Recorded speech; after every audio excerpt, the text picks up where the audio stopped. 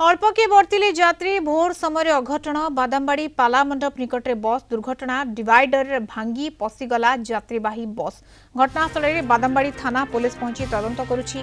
अग्निशम बाहिनी सहायता मझी रास्तारू हटागला बस लुहा बाड़ बस भितर पशि जाइतिला तेबे यात्री अल्पके बर्ती।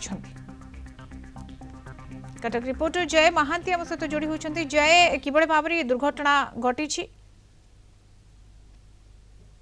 गोटे बड़ अघटन यात्री माने गाड़ी चालक गाड़ी अन्य कर्मचारी बर्ती कहले अत्युक्ति हेब ना। आज भोर समय ओआरसीटीसी गोटे बस जो 30 पाखापाखि यात्री से बस टी बादामबाड़ी जो बस टर्मिनाल अच्छी से आसवा पुणी रिंग रोड देकरी सी भुवनेश्वर जावा कथा से समय पाला मंडप गोटे अंचल अच्छी से अंचल पाखे जो डिवाइडर अच्छी गाड़ी डिवाइडर को पाखापाखि 10-15 मीटर ता ऊपर चढ़ी जाइथिला एवं से बैरिकेड पूरा भांगी जाइछि।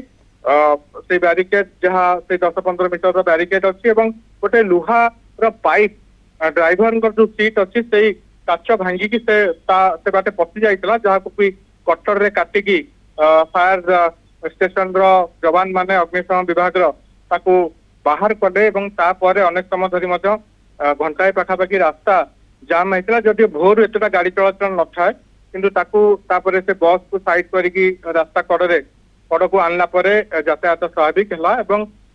बादामबाड़ी थाना पुलिस सेठी पहुंची को परिस्थिति रे प्रकार गोटे घटना घटिला चालक निशासक्त अवस्था थिले ना अन्य किछि कारण ए सब कथा को लेकिन तदंत जारी रही यात्री माने तापर से बस रू ओल्हेकी अन्य बस रे बस रे निज निज गंतव्य स्थल को जाइछन्ती किंतु ये बड़ आश्वस्ति जे यात्री माने बर्ती जाइछन्ती एवं बस दुर्घटना घटी जहां मझी रास्तारू बस को हटाई वर्तमान समय अग्निशम बाहिनी। धन्यवाद जय। सूचना कटक रिपोर्टर जय महांती जोड़ी होते।